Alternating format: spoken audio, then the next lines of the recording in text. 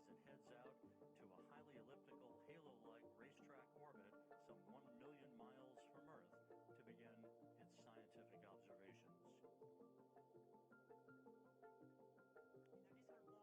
minute from now, we will see the 4 tanks pressurized at their flight level for the last tests before the ignition of the Vulcan engine.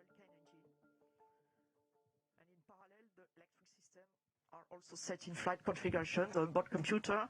The electrical power, as for the telescope, it will switch from ground to internal power 1 minute before the launch, 1 minute and 5 seconds before the launch. And we are going to see minus 6 seconds. It will switch at minus 6 seconds. We will see the disconnection of the upper stage, these big cryotechnic arms you can see on this picture. Then, 3 seconds before the H0, the inertial platform that will give all the information about where it is to the launcher will be released. And at H0, the 7-second sequence to ignite the Vulcan engine of the main stage will start. That will take 7 seconds, a little less than 7 seconds, where the engine will start up to its flight regime. Once the computer has checked that the Vulcan engine is running normally, and you will see at that point a flame going stable at the outlet of the nozzle. And at that point, the onboard computer will ignite the 2 boosters that will enable to move the 770 tons of Ariane and Webb. Coming up on the T-minus 4 minute mark right now, just a couple of milestones real quick. At the 1 minute 5 second mark into the flight, Ariane 5 will go through the period of maximum dynamic pressure, max Q as it's known. That will be the period of maximum aerodynamic forces on the rocket itself. The solid rocket boosters, which will provide about 90% of the initial thrust off the launch pad, will shut down and separate at the 2 minute 21 second mark into the flight, followed 1 minute and 5 seconds after that by fairing jettison. That will expose the James Webb Space Telescope to the environment of flight for the first time. The main stage separation, or the first stage separation, comes at the 8 minute 47 second mark into the flight, and that will be about a 16-minute burn of that upper stage engine. It will cut off at about 24 minutes 51 seconds into the flight, and then we'll go into a coast phase of about 2.5 minutes to allow any oscillations to dampen out, provide the most pristine environment for the James Webb Telescope before observatory separation. We're coming up on the 2 minute 50 second mark into the flight. Again, you're going to be hearing critical calls down the stretch here from the DDO, or the Range Operations Manager, Jean-Luc Voyer. 2 minute 50 second mark into the flight. Again, you're going to be hearing the weather is go. We have a green board, no issues being worked. Range Operations Manager, NASA officials, including Greg Robinson on the right, carefully watching the telemetry, looking intently at the final couple of minutes of the countdown. Lives have been spent in the preparation of the James Webb Space Telescope that is about to fly. Looking intently at the final couple of minutes of the countdown, lives from Iron Space in the preparation of the James Webb Space Telescope that is about to fly. And that is the DDO, the Range Operations Manager, Jean-Luc Voyer, as we have hit the 2 minute mark in the countdown. And that is the DDO, the Range Operations Manager, Jean-Luc Voyer, as we have hit the 2 minute mark in the countdown. The flight will be in 2 phases. You will see the first part of the flight during the solid rocket boosters phase. That will be the atmospheric part of the flight, the atmospheric flight, and the trajectory will be driven by to reduce the aerodynamic loads, and we will have a very different exo-atmospheric flight after that. And you were watching a number of people, VIPs and invited guests, moving out to the observation platform that is right next to the Jupiter Control Center, as we stand by for the 1 minute call from Jean-Luc Voyer. Attention pour moins 1 minute. That is right next to the Jupiter Control Center, as we stand by for the 1 minute call from Jean-Luc Voyer. Thumbs up from Jean-Luc Voyer. All systems are go. We're inside a minute now. T-minus 50 seconds and counting. As you heard earlier, The Vulcan 2 engine will ignite. Turbo pumps will come up to flight speed for 7 seconds, and the command will be issued to ignite the solid rocket boosters. The James Webb Space Telescope will be on its way. Turbo pumps will come up to flight speed for 7 seconds, and the command will be issued to ignite. T-minus 30 seconds and counting. The James Webb Space Telescope will be on its way.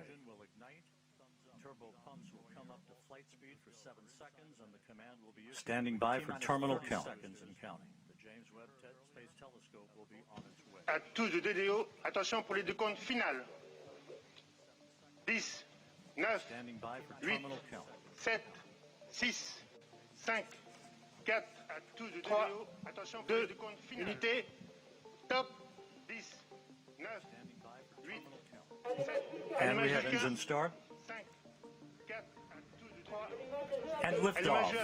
décollage, top. Decollage, liftoff from a tropical rainforest to the edge of time itself. James Webb begins a voyage back to the birth of the universe. Punching a hole through the clouds, 20 seconds into the flight, good pitch program reported. Back to the birth of the universe. Trajectoire est nominale. 20 seconds into the flight. Vehicle performance is nominal.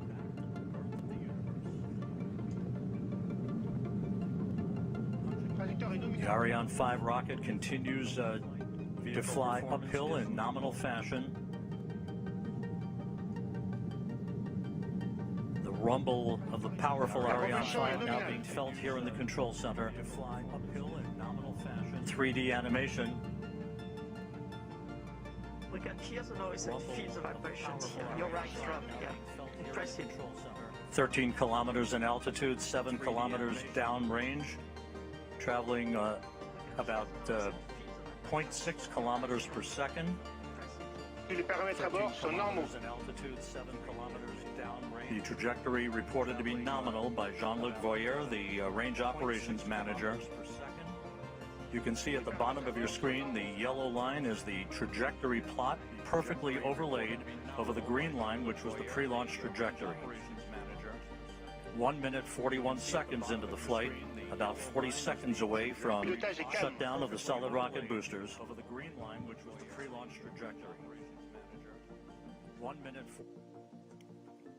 Coming up on the 2-minute mark into the flight.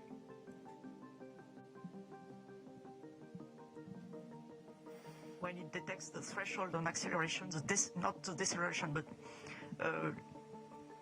less acceleration for Tous les paramètres à bord sont normaux. Everything is okay, everything is normal. 2 minutes 15 seconds into the flight.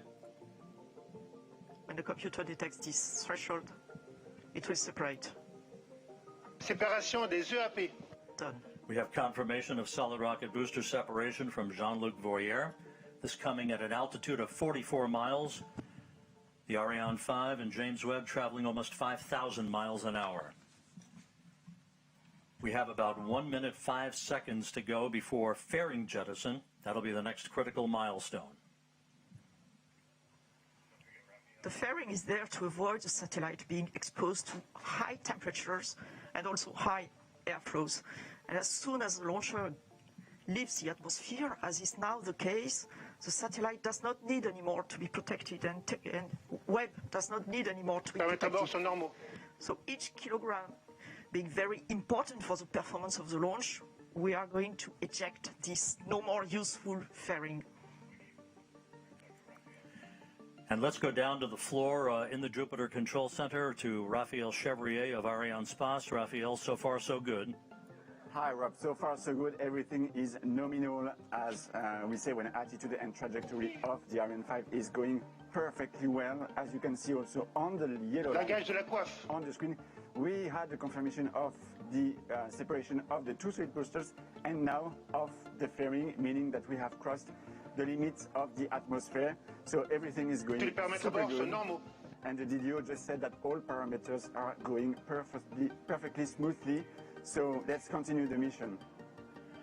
And Raphael, this is a view from the upper stage camera called the Vicky Cam, looking back at the James Webb Space Telescope. This is on about a 20-second delay or so because of the way the imagery is processed here in the control room.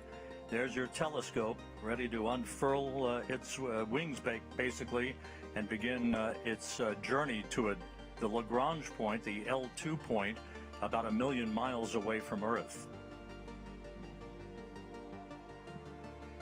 La trajectoire est nominale.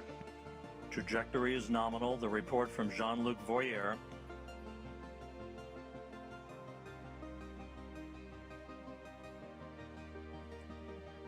The liftoff time confirmed here in the Mission Control Center at 12:20 Greenwich Mean Time, 9:20 a.m. Peru time, 7:20 a.m. Eastern Time. The Ariane 5 and James Webb, 181 kilometers in altitude, 450 kilometers downrange from the launch site here in Kourou. Flight control is very smooth. 5 minutes, 12 seconds into the flight. We have about 3.5 minutes to go in main stage or first stage performance. And again, you can see at the bottom of your screen the yellow plot line overlaid over the green line, meaning we are right on course, right down the pike, and a perfect trajectory so far for the Ariane 5 rocket. Les paramètres à bord sont normaux.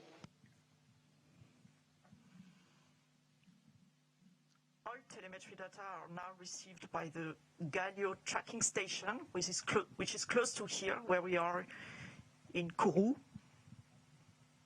It will track the launcher up to the ignition of its upper stage. Pilotage est calme, la propulsion est nominale. And then we'll have the Natal station in Brazil, Ascension as you can see on the map, in the middle of the ocean, and the two last stations in Africa, Libreville and Malindi, one on the east coast, the other one on the west coast.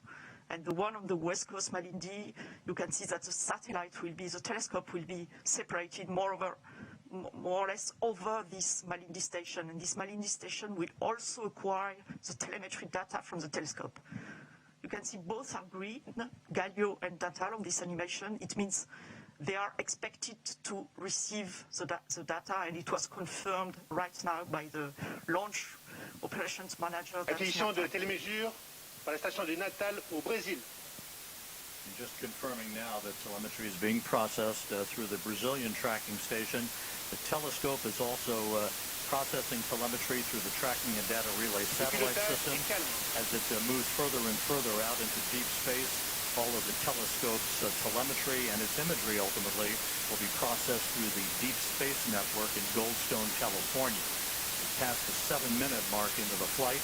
A perfect ride so far on the Ariane 5. We have about 1.5 minutes to go in the first stage performance. Once the main stage engine is commanded to cut off, it will be jettisoned, and just a few seconds after that, the upper stage engine will ignite, and it will be the workhorse for a 16-minute burn that will put James Webb into its preliminary orbit.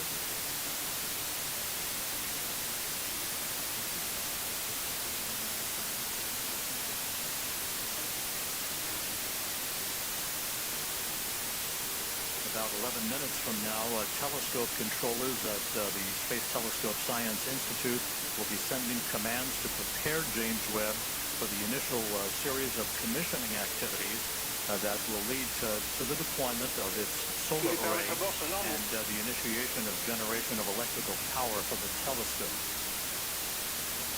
About 30 seconds away from main engine cutoff.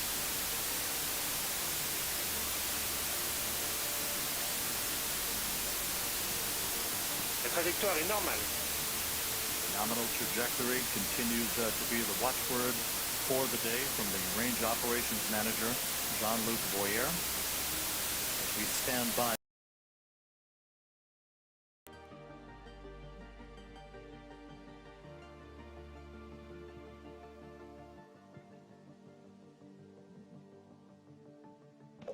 Extinction de l'EPC.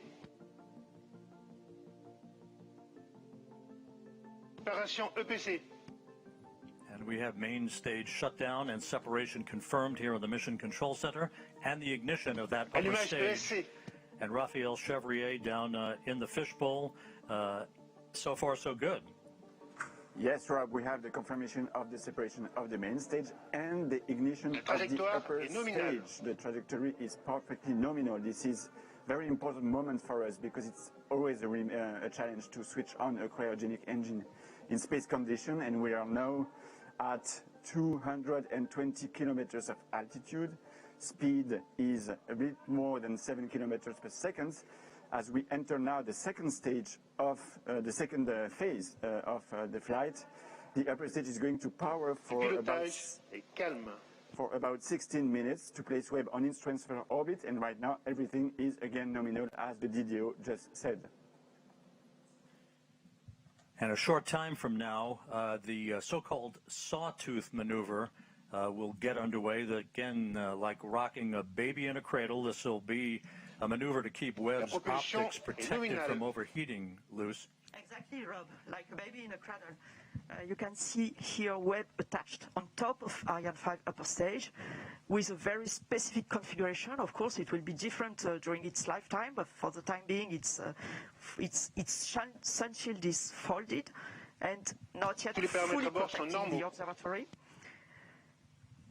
A number of exhaustive studies have been performed by the mission teams in Europe, in the US, on the thermal conditioning inside the telescope and the way the rays of the sun would propagate and interact with sensitive equipment inside the telescope. Maintain this thermal conditioning is really key before separating this telescope. And in particular, we know that one face of the telescope cannot face the sun. That's why and to produce these right thermal conditions inside Webb, a specific roll law the mission teams designed in Europe, in the US, approach, and if you are conditioning inside the telescope, to this image, and the way the rays of the sun would propagate and interact with 30 degrees on one side inside the telescope, 30 degrees on the other side, going thermal conditioning is really key to maintain this perfect thermal conditioning for the telescope. It's worthwhile noting that after Webb separates from the upper stage of the Ariane 5 rocket, which continues to perform in excellent fashion coming up on the 12-minute mark into the flight, the telescope controllers will be taking the baton, if you will, from the mission controllers here in Kourou. The first steps will be the opening of fuel valves, a pair of fuel valves, to start flowing fuel to Webb's onboard thrusters. They then will power on the valve drive electronics. Those are powered on in preparation to control and fire those thrusters when required.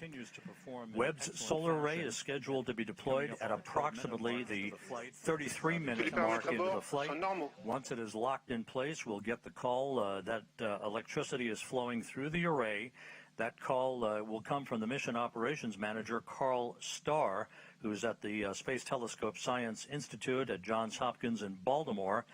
Seated right behind him in that control room is Alicia Starr, a pair of stars helping to guide James Webb on its discovery of the stars. Alicia Starr is the lead engineer for launch and ascent events. Once the solar array is deployed and declared power positive, then 3 out of the 4 hold downs for the aft deployed radiator will be released to prevent binding due to the cool down of the telescope's composite structure. The contamination control heaters will be enabled to protect instrument optics on Webb from any water ice condensation as they cool down. The actuator drive unit will be powered on. This particular mechanism helps with heater control of the fine steering mirror, preventing water ice condensation, later to be used to position each of the mirror's segments.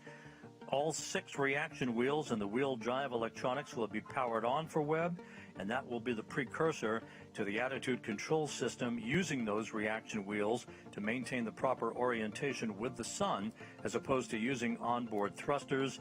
Of course, fuel in those thrusters, very valuable. It's a limited commodity for the lifetime of James Webb's observations of the universe. We're 13 minutes, 55 seconds into the flight. Jean-Luc Voyer, the Range Operations Manager, continues to report a nominal performance for James Webb. And again, Luce Fabregat from the European Space Agency, how is this trajectory being carefully and methodically adjusted to provide the correct parameters in the final stages of ascent? Yes, Rob, as you can see on this plot, the altitude is slightly going down. It's perfectly normal. The launch vehicle is really on the line where it should be. This decrease of its altitude, slight decrease of its altitude, will allow the launcher to benefit and the upper stage to benefit of the gravity effect and to increase its velocity until it reaches a thermal threshold. It's about to reach it, or even already reached it now, and it will go up. And now it will go up and up to the separation of the Webb telescope.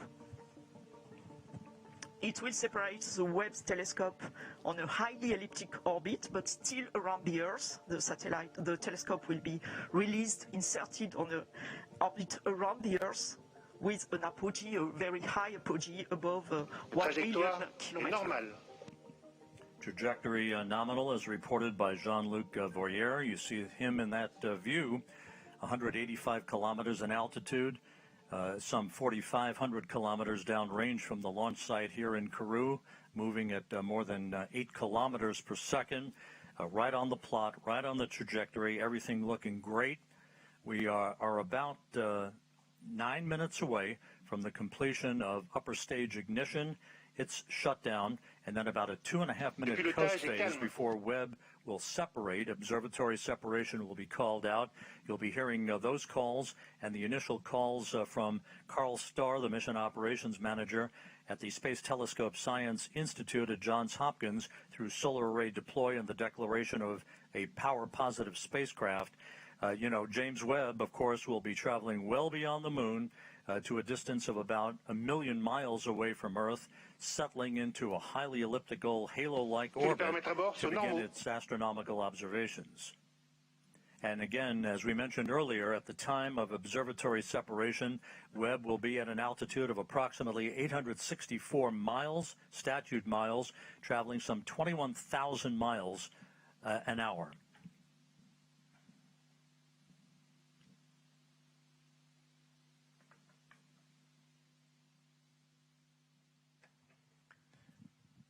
We're about 8 minutes away from upper stage shutdown. The stage has performed as planned.